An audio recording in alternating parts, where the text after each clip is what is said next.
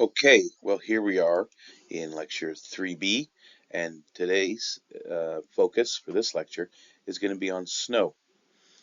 And you might recall from lecture 3A, which was on ice, we talked a good bit about um, hydrogen bonds and the arrangement of water molecules when water is in a solid form and how they arrange themselves in this crystalline six-sided structure, at least under the temperature and pressure regime we have here on the surface of the Earth. Well, when we think about snow, um, and we just got through the Christmas season. Um, I want to make sure I don't advance too far. We just got through the Christmas season, and maybe some of the decorations you might have seen hanging up in your around your towns and such might have included snowflakes. And you can challenge the creator of those snowflake decorations, to see how accurate they've been by counting the number of edges or tips, I guess, to the snowflake. And they should have six. They should be in that hexagonal shape. One, two, three, four, five, six. Yes, so this would be a type of snowflake that you could actually see in nature. And we think about that hexagonal shape. We go back to lecture 3A's discussion on hydrogen bonds and that arrangement, that hexagonal arrangement. Well, what is snow?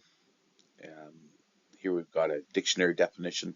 It's atmospheric water vapor that's been frozen into crystals, and it's falling as white flakes, or it's lying on the ground as a white layer. And we're going to get into snow in a lot more detail than this, but this is a good starting point. Thinking about snowflakes, and if you want to know more about that, I encourage you to watch this short 2-minute video here, where we've got a physicist, an expert on snowflakes, and he's designed a machine where he's actually seeding and creating snowflakes in a laboratory setting. It's a pretty interesting video, and I encourage you to watch it.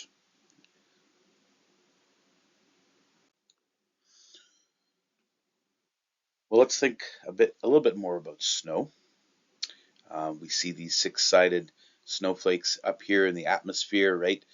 Um, We've got water in the solid state here. Water vapor has turned into a solid because of the temperature and pressure. And as it falls to the surface of the Earth, maybe it passes through um, different, it could pass through layers of different air temperatures. And we see these beautiful snowflakes falling here on the right side of this figure as the snow is falling through cold air. But we can also have situations where snow in the upper atmosphere, as it falls, goes from this cold air mass. It might pass through a warm air mass and melt, have this phase change. It's now a liquid, and in this case, it would reach the surface of the Earth in a liquid state, water in a liquid state. We call that rain. Or we could have a situation where this warm air front is moving in this direction, and when it abuts up against a cold air, which is more dense, we can have this sort of arrangement here where we got kind of this wedge of warm air moving in this direction.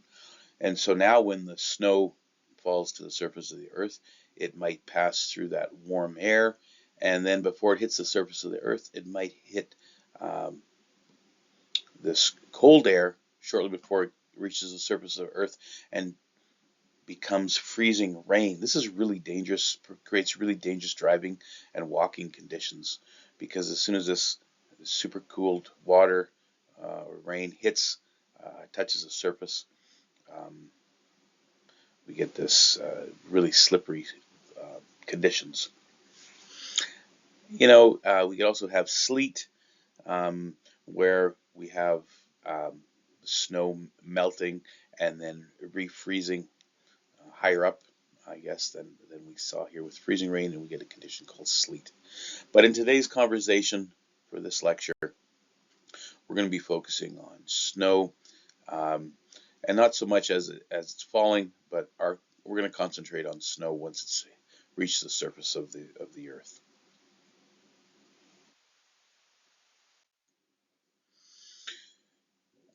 If we think about, well, this is a course called Winter Ecology.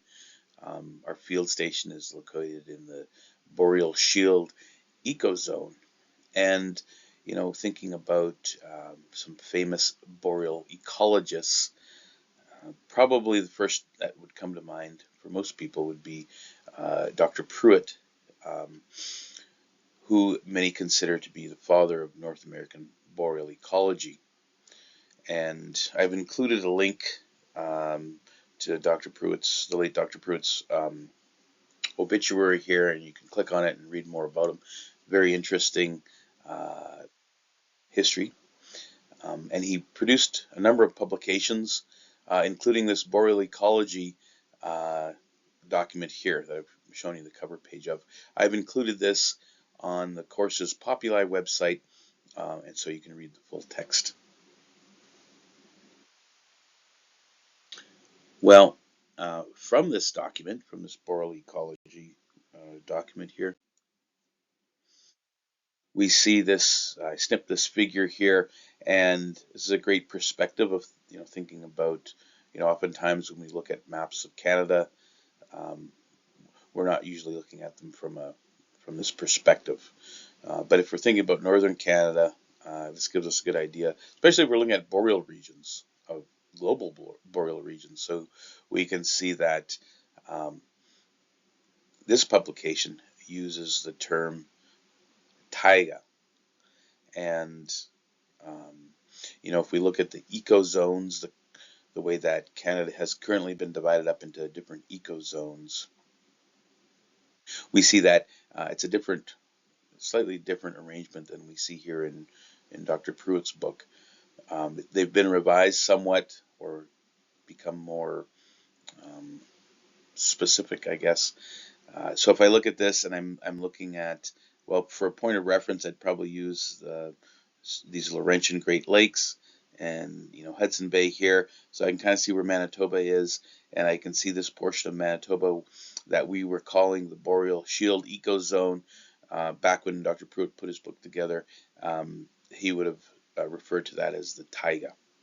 Okay, well, within the taiga here, uh, he's got a couple of names that he's promoting for use when we talk about different types of snow, and these include this api snow, which is snow in the taiga that's on the ground, and this kali snow, which is snow in the taiga region that's on trees. Well, these words here, um, where do they come from? I'm just going to read you these two quotes from Dr. Pruitt's 2005 publication because I think they sum it up really well. The English language evolved in a misty maritime climate where snow was an uncommon occurrence. Consequently, it is woefully deficient in words representing snow phenomena. The scientific languages, Latin and Greek, are derived from cultures which had even less familiarity with snow and its various forms than did English. And so in this 2005 publication, see this table where we've got different types of snow, and as mentioned here, the English language doesn't really have words for these different types of snow, but we can go to other languages from that were developed and derived in areas where there were important snow environments. I'm going to say it that way. And so we can see here's this ape snow, um, here's this kali snow, and you know a lot of different different snow characteristics, and argument here made by Pruitt in this publication and some other of his others is that we need to look to other languages um, for describing the different types of snow. Um, and this is really important from an ecological perspective because, again, ecology is the study of the interaction between organisms and their biotic and abiotic environment. And in the boreal shield ecozone, we know that snow is an important part of an organism's abiotic environment, at least during certain parts of the year. Well, in terms of uh, snow ecology, um, there are four major qualities of snow cover that you need to consider: duration, thickness, hardness, and density. If we look at duration here, thinking about how long is the ground covered in snow. And I just snipped this table from, I think it was like a website. Actually, I'm not correct. This website I snipped this from comes from a federal government uh, website, and they're looking at snow cover seasons and days of various places in Canada. And I can see that Yellowknife was ranked number one with 190 days out of the year that it had snow cover. If I find Winnipeg in here, down here, 132, and this was published. This was data published a while back, so this the rankings might be the same, but the value, the number of days, I think we're seeing fewer, shorter durations of snow cover seasons. Okay, so that's duration. Thinking about duration a bit, thickness here. Um, this is some data coming from uh, a website from the States, I believe, because I see the units of measurement they're using are not the SI units, they're inches instead of the metric system. But yeah, this is coming from um, a federal site run by the US, and I snipped this for today's date, at least the day that I'm doing this lecture. And I can get an idea of um, forecasting for snow depth in these areas that at least where I've zoomed in on this graph. So snow depth, we're going to get into, or snow thickness. We'll talk about this in more detail later in this lecture as it relates to determining things like insulative value or maybe perhaps light penetration. So we'll be revisiting this shortly. Hardness, as a field course, we have some specialized equipment sometimes that we use. Sometimes we can just use some standard equipment like a shovel for some of our field work. And sometimes we can just use things that we might have like body parts or um, pencil, common things that aren't really designed specifically for these types of tests. So here's a common scale for conducting snow hardness tests. This is a scale that's often used um, when, in the mountain regions of Canada and the US and other places when they're worried about um, snow conditions as they relate to avalanche risks. You can dig a snow pit and then you can take a look at the snow hardness with depth or this depth profile. So you can use your fist. Can you stick your fist into it easily? Or maybe you can't quite stick your fist in, but you can get four fingers in, or maybe it's a little harder. So you're going to push one finger in, um, or maybe you need something harder like a pencil, or sharper and thinner like a knife. Anyway, I've included this link to this video where someone's doing a snow hardness analysis in a snow pit that they've dug. And again, this is something that we can try out in the field portion of this course. And then the last one of these major quality of snow cover we want to mention is density.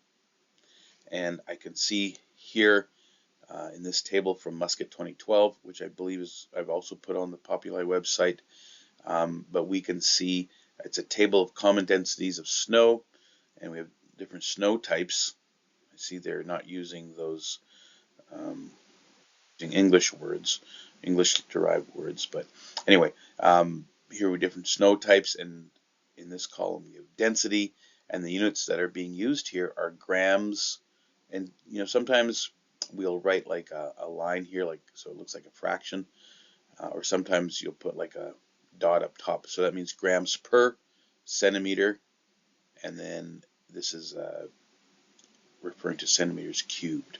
So grams per centimeters cubed, that's your density. And we can see that it can vary depending on maybe to some extent the age of the snow. I see the age of the snow. New snow is not very dense at all compared to wind-packed snow. So we'll get back to how important these things are in determining or their role they play when we look at winter ecology and this interaction between organisms and one component of their abiotic environment, that being snow. Okay, well, let's switch over to uh, thinking about snow metamorphism, right? And I like this word, especially when talking to university students, because hopefully you as a person will metamorphosize throughout your career as a university student, so that um, what you look like and maybe not what you look like, but um, your thought processes and your ability for critical thinking will metamorphosize as you progress in your university career. Well, here we're not looking at the metamorphism of a university student, but we're looking at the metamorphism of snow after it's passed through the atmosphere and reached the surface of the earth.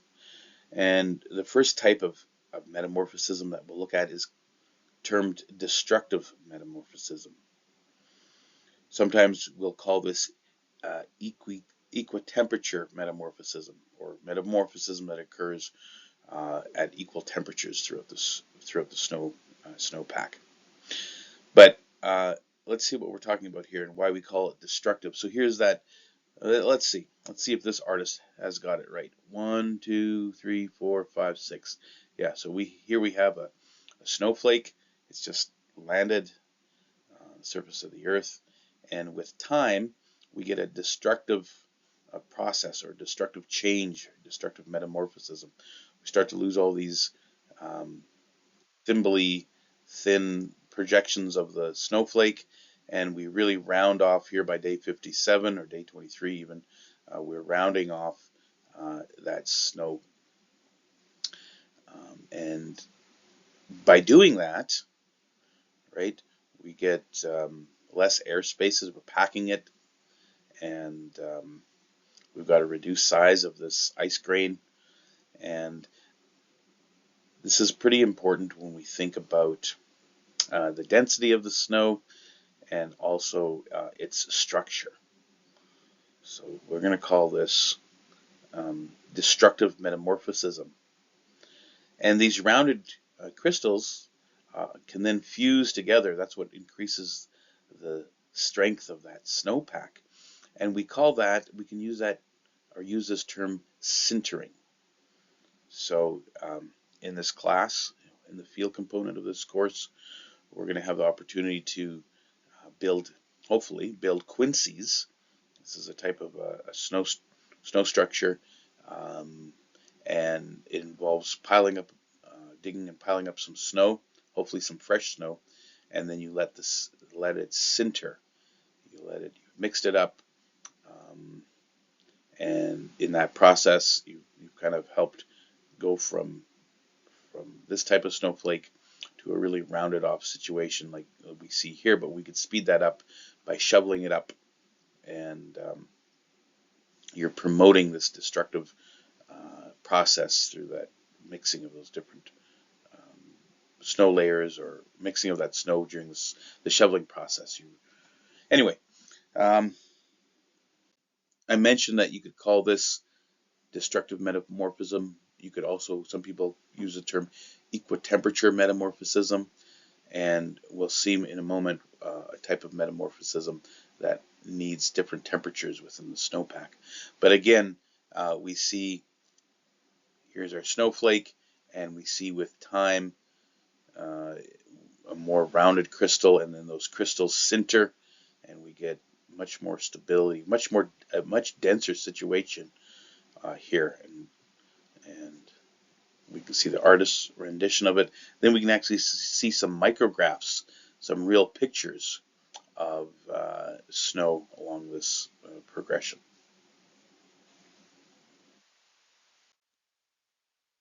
Oh yeah, and then I mentioned that we hopefully will have the opportunity to build quincies and the field component, and here we have a picture of a quincy. You can shovel this newly fallen snow, um, let it sinter, and you have this destructive metamorphism, and you really increase. Like if this was just a pile of fresh snow that had fallen, if I tried to dig that out, it would just fall on me, crumble. There's no structure to it.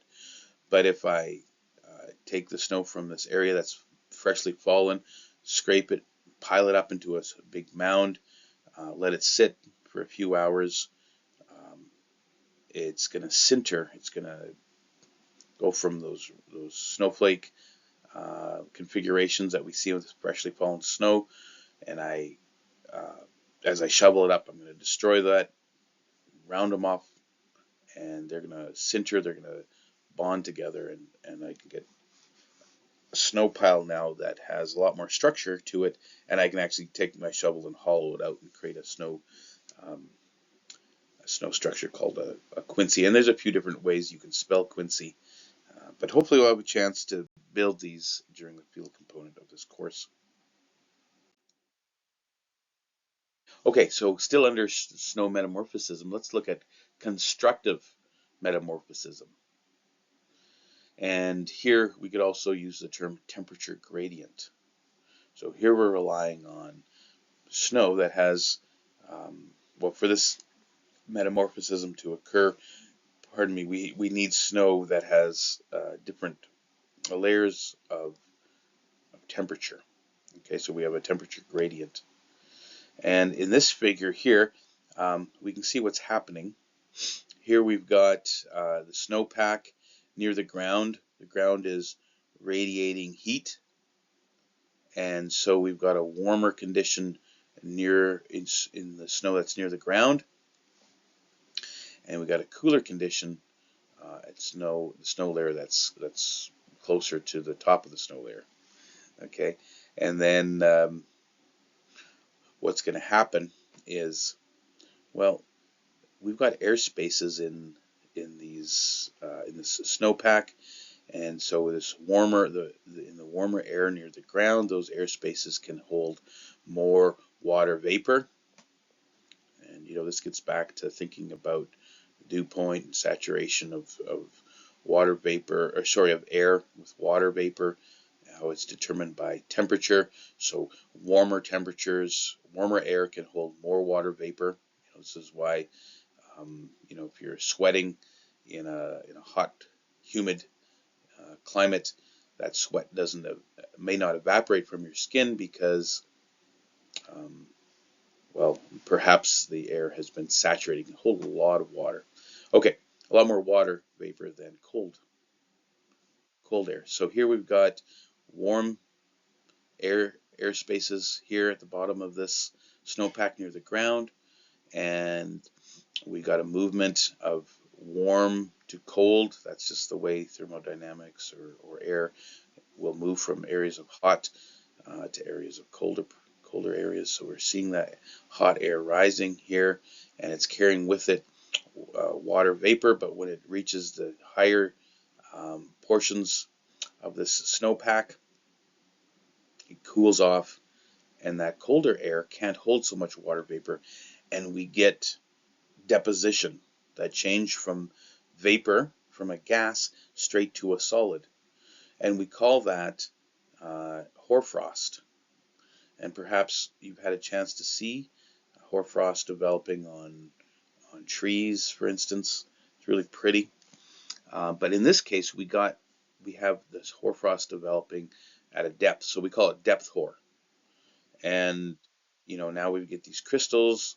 This is going to not be very have much structure to it, and this is really a concern in terms of um, avalanche risk. So if you're in a mountainous region, um, people are going to be going out and checking what the snowpack is looking like, and they're worried often about um, depth or formation.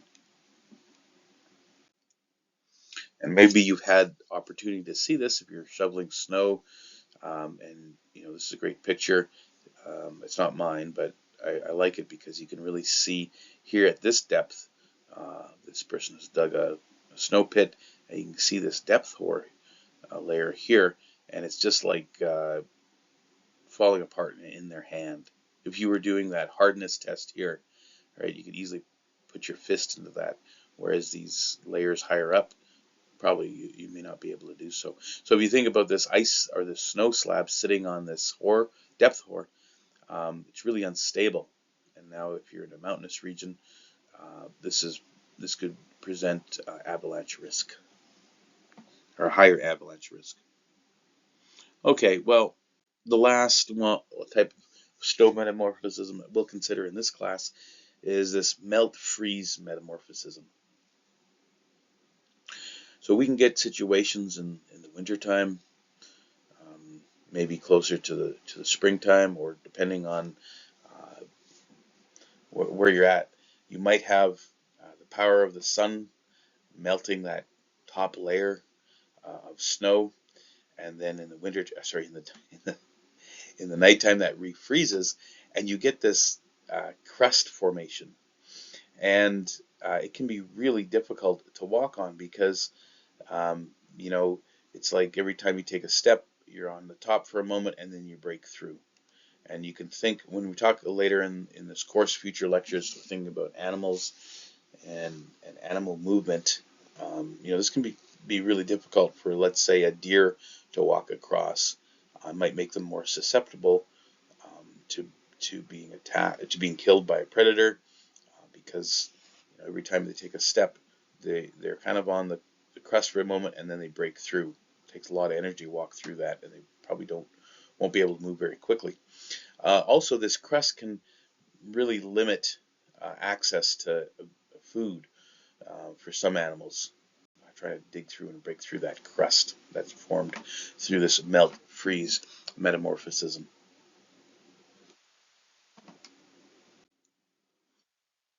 All right, well, let's switch to looking at the insulative properties of snow. And in this table that I snipped from your textbook, they list a bunch of materials, and um, they look at their density. Remember that we mentioned that density was one of those four characteristics of snowpack that we're interested in. And they also present this thing called conductivity. And it looks like they're using the SI units for conductivity, thermal conductivity, which is the amount of heat passing through a material over a period of time. So the lower the thermal conductivity of something, of a certain material, then the better it is going to be as insulation.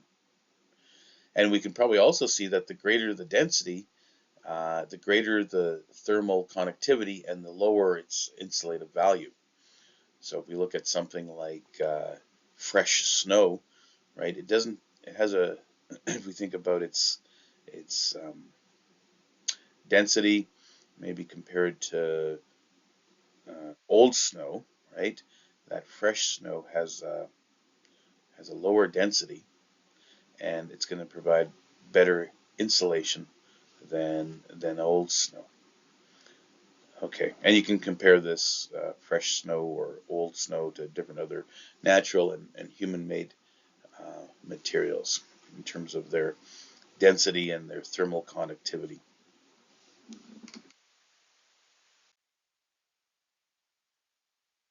Well, when I mentioned Dr. Pruitt at the beginning of this lecture, the father of North American boreal ecology, and he really promoted this idea of this Heimel threshold of 20 centimeters of snow. And he argued that winter really doesn't start until this Heimel threshold of 20 centimeters of snow has been reached. And um, this is based on this subnivean. So if you think about that word Nivean, and now we're talking about subnivean, so you're below something, right? Like a submarine is something that operates below the water surface. So subnivean is this habitat that's below the Nivean. What is that? Talking about below the snow. Maybe think of um, how do you say snow in some languages, like let's say Spanish or French? It has that sort of Latin prefix or origin for snow with an ni, or Nivea cream. Maybe some of you know about Nivea cream. I think it's like a white lotion, probably named after its appearance, snow-like appearance. Anyway, this sub-Nivean environment that we'll be talking about in much more detail when we look at animal adaptations to winter environments. Um, this Heimel threshold of 20 centimeters of snow speaks to how you need that. Dr. Pruitt was saying you need that thickness to create this insulative um, level of the snow to allow for these animals in the subnivean habitat to survive. Because that's one strategy that some animals use. They don't have the body fat, they don't migrate, but like to southern environments in the wintertime, but they make use of this subnivean environment and its warmer temperatures here due to the insulative properties of snow. And in this figure that I snipped from your textbook, where they've got, well, in this case, they're using the y-axis here to be, well, while it doesn't have units, you can see its relative position. So this is areas above the snow. Here I'm at snow level, and now I'm going below the snow, and now I'm at ground level. And on the x-axis, I see temperature increasing in this direction. And I see that as I progress through that snow layer, maybe this is 20 centimeters. Maybe this is that Heimel threshold that's been reached.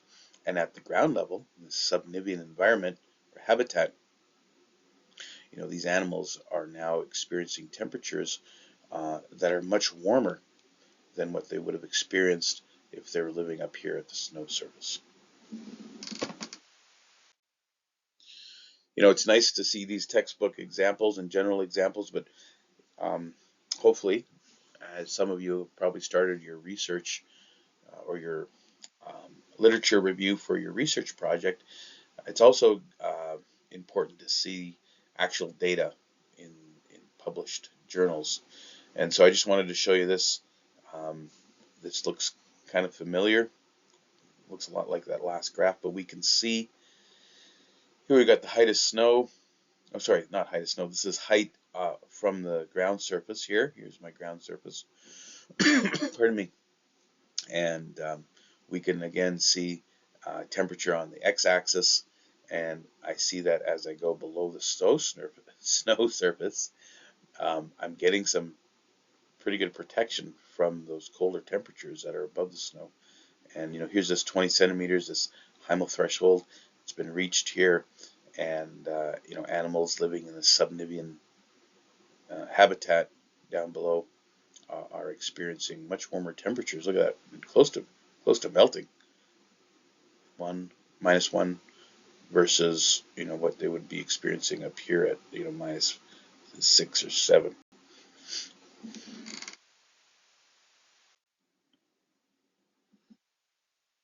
Well, we can calculate thermal index scale, and we'll be doing this in the field.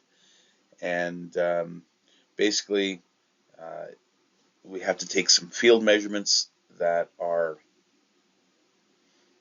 Easy to do with rudimentary field equipment like measuring tapes and uh, scales that we can use in the laboratory. Bring back the snow. So basically, this thermal index scale. It looks like I missed typing it. I was going to type in here IT. So we're calculating this thermal index scale. It's a useful scale because it integrates depth and density. So we think back to those characteristics, those four characteristics I mentioned earlier in the class today. One of them was thickness, which we can also use the word depth, and the other was density. So this thermal index scale integrates both of those, and we can calculate it. It's the summation of the thickness of the layer and its density. And so this is something we'll have a chance to calculate in the in the field portion of this class. Well, let's move on to thinking about snow and radiant energy. And I took this quote that I'll read to you from this publication that's cited here. An understanding of the reflection and transmission of light by snow is important for snow thermodynamics, hydrology, ecology, and remote sensing. So hopefully you know at least one of those words because I've defined it probably too many times already in these lectures. So ecology, we know what that is. But this understanding of reflection and transmission of light is also important when we think about hydrology, so the movement of water, and remote sensing. I wonder what that is. Well, we know if something is remote, right? We've had to do these remote learning during COVID. Um, so you're not actually there. So this remote sensing, you um, are sensing environmental conditions from a remote position. So maybe you set up maybe you're looking at imagery from satellites and you've devised some way to calibrate it so you can figure out I don't know maybe the certain snow characteristics. Okay, well in this publication where I took this citation from or this quote, they used the following methodology. I thought it was kind of neat. We won't have the ability to do this in our field study portion of this course, but they had this black piece of plywood, looks like, and they had an opening in it, which they had their sensors in, and they also had some sensing devices up here to kind of capture reflection, and they set it out prior to snowfall, and then they calculated reflection and light transmittance uh, after certain amounts of snowfall had occurred on that structure. So thinking about reflection and transmission is pretty important in our studies of winter ecology.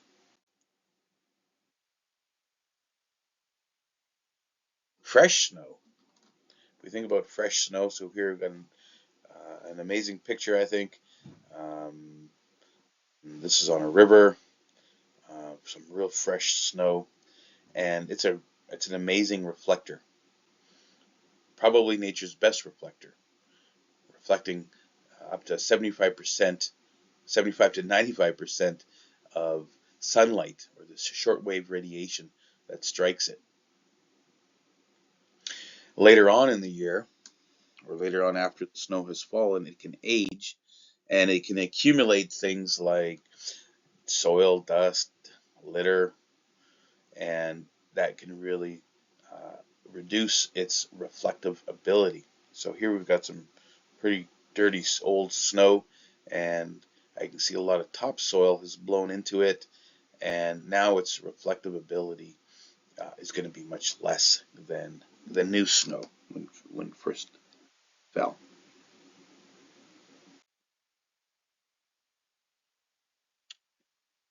In addition to being uh, nature's best reflector, snow is also probably one of nature's best absorber of long wave energy or heat energy. that's being emitted by terrestrial objects, things that are on the earth. So here's a tree in my neighbor's yard after some snowfall, and I can see that around the tree there's no snow. And sometimes that's due, well, to this tree has received um, solar radiation, it's absorbed it, and it's emitting some of that as long wave heat. It re-emits it, and so the ground around it, there's probably no snow here because the snow that would have been there, was there, received this heat that was emitted from this tree, and actually had a state change from a solid to a gas. Probably went straight from a solid to a gas, and we call that sublimation.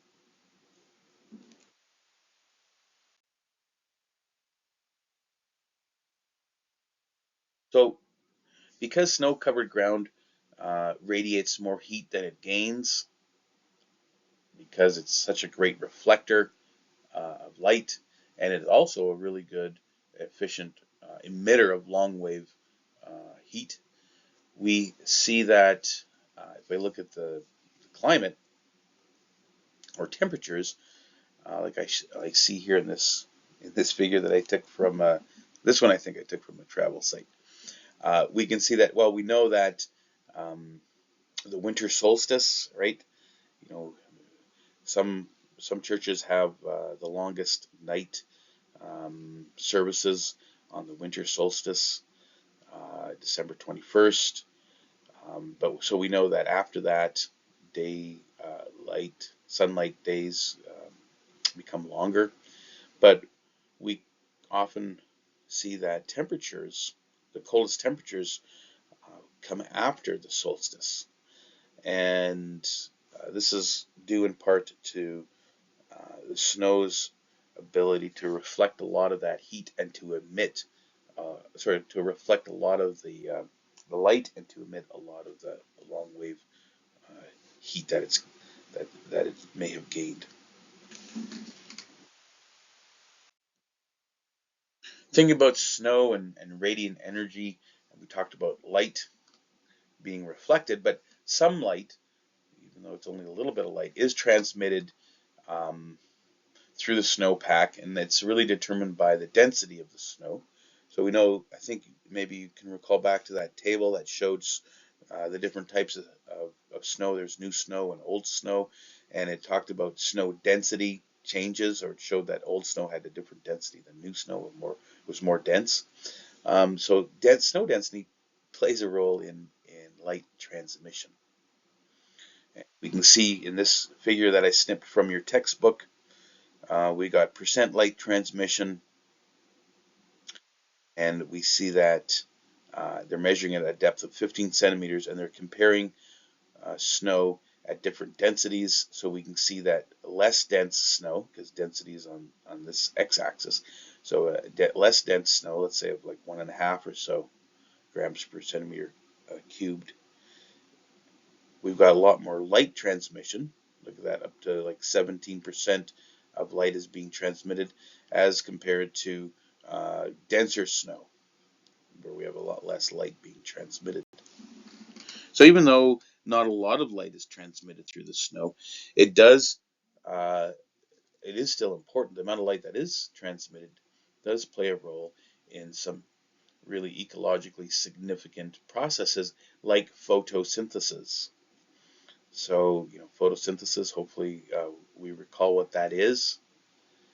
That's where we have inorganic carbon in the form of carbon dioxide being turned into organic carbon in the form of sugars by organisms that contain photosynthetic pigments.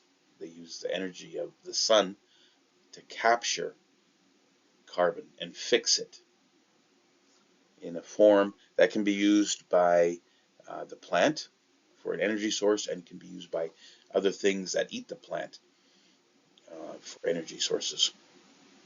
So we have, I can see from this abstract that I snipped from the journal Arctic, we see it's talking about plant activity under snow and ice, with particular references to lichens. So perhaps some of us know what a lichen is, but lichens are this close relationship between um, an algae and a fungus, and the algal component of this relationship can photosynthesize, and it requires light.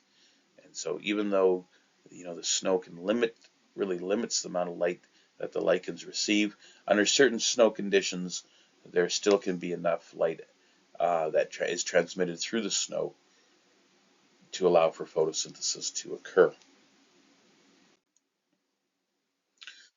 A light in that subnivean environment can also play a role in determining or providing these life cycle cues for different animals. So in this abstract from uh, the, the Canadian Journal of Zoology, thinking about what is zoology, we know what ecology is. Zoology, maybe you've been to the zoo lately and you went there to look at animals, so you probably know then that zoo refers to animals, so zoology is the study of animals. Anyway, so we have got the Canadian Journal of Zoology, and this title of this paper is Light Alteration Caused by Snow and Its Importance to Subnivean Rodents. Well, you know what subnivean is, and probably know what a rodent is. In this case, this article is showing that um, in a subnivean environment um, that has a low light, that's pretty important because it gives this low light environment gives the cue to these subnivean. In this case, they're looking at, I think, voles, a type of rodent, and low light environment was important because it was providing cues to, that told, in quotation marks, the female voles not to become sexually mature. And this is important because you don't want, for the benefit of the voles, you don't want them to become sexually matured during a time of year where there's a less likelihood of survival of their offspring. So light transmission through snow and is pretty important for photosynthesis, pretty important for either providing cues because of the quality or amount of light to things like subnivean voles. All right, the last section here for today's conversation on snow is looking at snow water equivalent. What are we talking about here? Well, again, if you've done any winter camping and you go out and um, you're wanting to have hot chocolate or tea at night and you start your campfire and you're like, well, I didn't bring any water because I know I can just take solid water in the form of snow and melt it, create liquid water for my hot chocolate or my coffee. So if you've ever done that, you'll notice you'll need a lot of snow to create a cup of water. So if you scooped a cup of snow and thought this is all I need, um, oftentimes we'll see a huge reduction as shown in this figure here. So we can represent that, or we can use the term snow water equivalent. And basically, we're looking at if the depth of water that would result if you took that snowpack and melted it all at once, how much water would you see standing on the surface of the earth? And we can measure this, or it can be measured using fancy equipment like snow pillows, and we can measure it then remotely. So you can set these snow pillows up, and this is done mostly in mountainous regions where they're really concerned about um, understanding the snow water equivalency, maybe as it relates to flooding in the springtime. Here in Manitoba, we monitor snow water equivalency, often just using more rudimentary techniques, but it's really important uh, piece of data for our hydrological forecast modeling. Basically, modeling to figure out what can we anticipate for flooding in the springtime. So here we've got last year's March of 2024. The government, the provincial government, releases their monthly flood outlooks. So they usually you get one in February and then in March, and then they tend to be updated. And those earlier ones, like the February and the March flood outlooks, are informed by snow water equivalent data. So in this map here from the March document last year, we can see that in some places of Manitoba, like the southeastern portion, looks like all the snow's probably melted already because they have got their snow water equivalent of 0.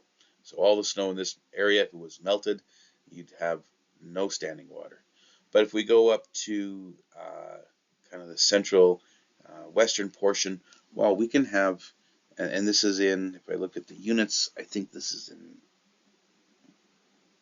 millimeters. Sorry, I'm reading the legend here or the figure title. So this is snow water equivalent in millimeters from field measurements.